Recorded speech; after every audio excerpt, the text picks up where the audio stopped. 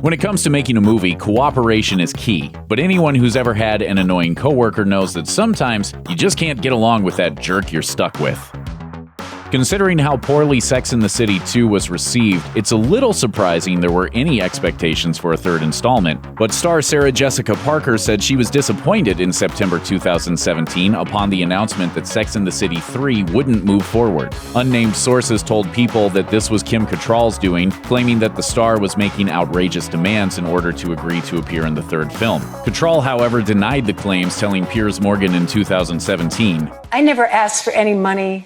I never asked for any projects. To be thought of as some kind of diva is absolutely ridiculous." The New York Post Paula Froelich wrote an article blaming Parker and the other co-stars for mistreating Cattrall from the beginning of the HBO series, isolating her early on because they were intimidated and jealous of arguably the show's only genuine movie star. After the death of Cattrall's brother in 2018, Parker expressed sympathy during a red carpet interview. Cattrall responded on Instagram, writing, "Your continuous reaching out is a painful reminder of how cruel you really were then and now. You are not my friend. So I'm writing to tell you one last time to stop exploiting our tragedy in order to restore your nice girl persona." She ended the post with a link to Froelich's story. In 1992, Penny Marshall directed A League of Their Own about the short life of the first professional all-female baseball league. Well, wouldn't you know it, as memorable as Gina Davis was in the film's lead, she wasn't the original pick for Dottie Hinson. That honor went to Deborah Winger, who quit the role 2 weeks before filming. You had a little bit of a reputation of going head-to-head with your co-stars and kind of mixing it up with them. This is just going so bad for me. No, it's going great. Winger, who'd already had a reputation for not getting along with other cast members, apparently had a problem with Madonna, who both appeared in the film and provided its theme song, "This Used to Be My Playground." League producer Elliot Abbott told the Baltimore Sun that Winger worried that her presence would cause a circus atmosphere. It would be interesting to see how Winger's career trajectory might have changed if she'd put up with Madonna's presence. In the years since, she so thoroughly disappeared from the limelight that it inspired Rosanna Arquette to make the 2002 documentary Searching for Deborah Winger.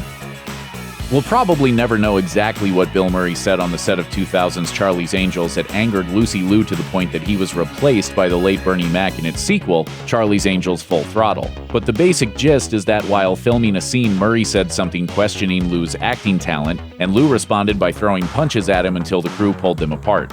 Well, I'm not surprised, because I had a real long talk with a squirrel one time, longer than I can talk to most humans. In some versions, Murray simply said, "You can't act." MTV offers an account that has Murray pointing to Drew Barrymore, Cameron Diaz, and finally Lucy Liu in succession and saying, "I get why you're here, and you've got talent, but what in the hell are you doing here? You can't act." Whatever was said, Murray and Liu reportedly didn't get along after the incident, leading Murray to turn down an appearance in number 2. Okay, so let's get one thing straight. Christian Bale didn't force Ewan McGregor to quit 2000's American Psycho. They were never castmates to begin with. What they were, however, were competitors. That's right, Bale pretty much strong-armed the Star Wars actor until he yanked his hat right back out of the ring. While good old Leonardo DiCaprio was initially attached to the project, he eventually bowed out, and Bale was determined to land the role. He even refused other roles for 9 months in order to keep his schedule open, even though the studio was still looking for a leading man elsewhere. One part of me wants to take her out and talk to her. And what'd the other part of him think? What her head would look like on a stick. Eventually, execs turned to Ewan McGregor, but he inexplicably gave it a pass. When GQ asked Bale if he could confirm rumors that it was him who convinced McGregor to say no, he responded, "Absolutely. I phoned a few people and let them know my commitment, let me tell you. I called them all and told them it was my role. Don't touch. Step away. Or, if you're not going to step away, understand what you're up against." I'm a pretty, I guess I'm a pretty sick guy. Which means, from a certain point of view, you could say Batman used a Jedi mind trick on Obi-Wan Kenobi. And that's pretty cool.